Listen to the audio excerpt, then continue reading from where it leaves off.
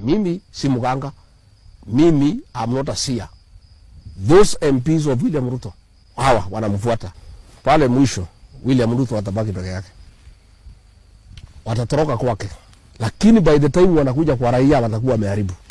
Juzi mambo ya Adani, bwana piga debe, Adani ni mtu mzuri, nini. Rais kusema hii Adani ni mkora vile wazungu wamesema. Wakanaamuka wanaita rais ati Igwe. Si mliona? Igwe. Mliwaona? You know the kind of the quality of our legislators is wanting. Na ukiona Ruto wajumbe wakiongea hedi amekuwa na watuma. Mimi nilikuwa na yeye. Alikuwa ananiandikia sema hii. Nikasema siku 3 nikaona hii mtu.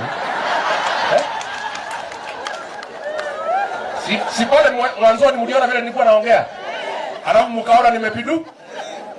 Wao wabunge wanafikiria tupo zao, wanafuata ile rais anasema, wanashughulikia tupo zao. Na wamewachana na mambo ya wananchi. Lakini naona uchaguzi kianza kukaribia. Nimesikiza weekend hii, nimeona hawa ya kwetu ya mlima wameanza kupindua lugha kidogo. Wale wabunge wale. So ni biashara wanafanya bungeni. Anasema tumefukuza huyu Rigathi Gachagua at he is corrupt. William Ruto, my friend. Do you have the moral authority to talk about corruption? And we sympathize with you because juzi kumekuwa na opinion poll on the most corrupt person in the world. And we are unhappy that you are rigged. Instead of giving you number 1, they give you number 2. This house has been called the house of extortion. This house has been called a corrupt house.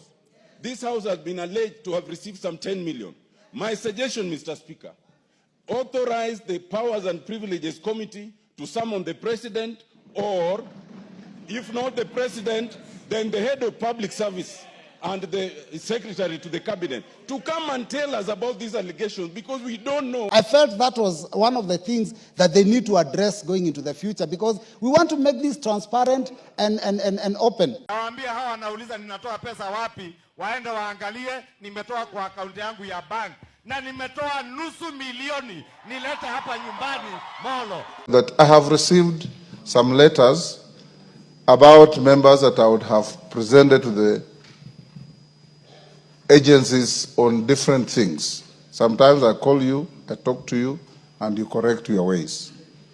Let's also uphold our integrity. We have lost properties. We have lost reputation. We have lost credibility in our own constituencies. We have business partners we work with. Whenever we visit them for business, other than the parliament, they see us, we are taking corruption into their own offices. And it is for that purpose, Mr. Speaker, we would want to say that whoever suggests that we are corrupt, they should, and we are not, they should go to the same venue, tell our wives, tell our children, tell our business partners, tell our friends that that was a very erroneous statement that came from the first, none other than the head of state for this country.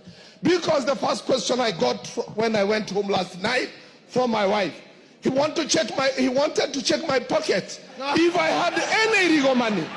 And I really want to rest my case that we earn our sweat by offering services to this government through this parliament. It is not fair to condemn the House in its entirety, Honorable Speaker.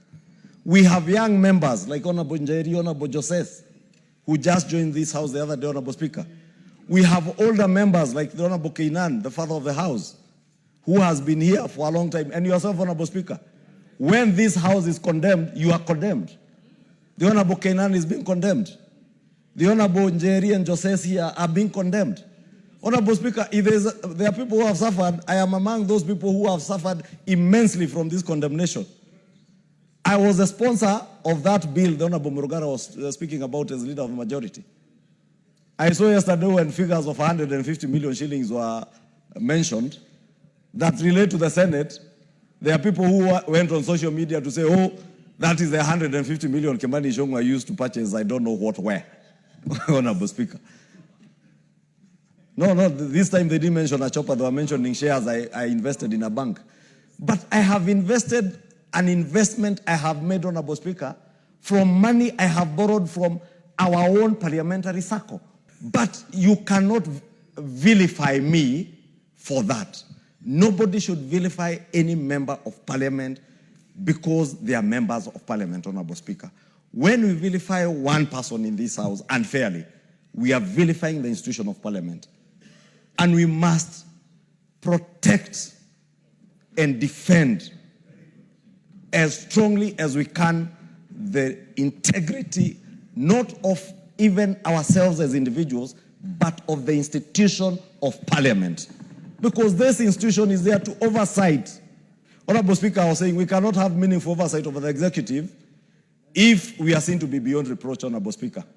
Let us use our powers and privileges committee to ensure, Honorable Speaker, if by any chance there is any one of us, and I say any one of us, Honorable Speaker, including myself, who, Honorable Speaker, as the Swahili would say, aliye na tuhuma yoyote, let them be before the Powers and Privileges Committee and also before the investigative agencies like EACC, so that they may take action so that we protect the institution of parliament, Honorable Speaker.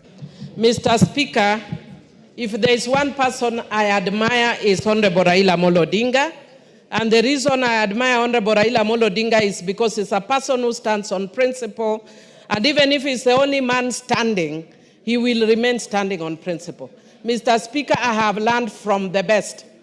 And that is why I stand on principle like the person I admire, Honorable Raila Amolo Odinga, and urge my party leader to listen to the ground on NGCDF.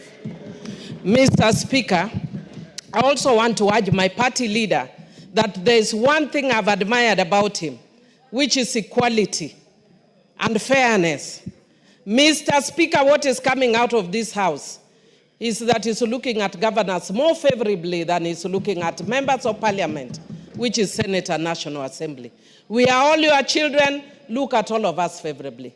Mr. Speaker, I want to speak to, should I one day be unfortunate to be the president, because it's not a happy occasion to be president, but should I be unhappy to be president of this republic?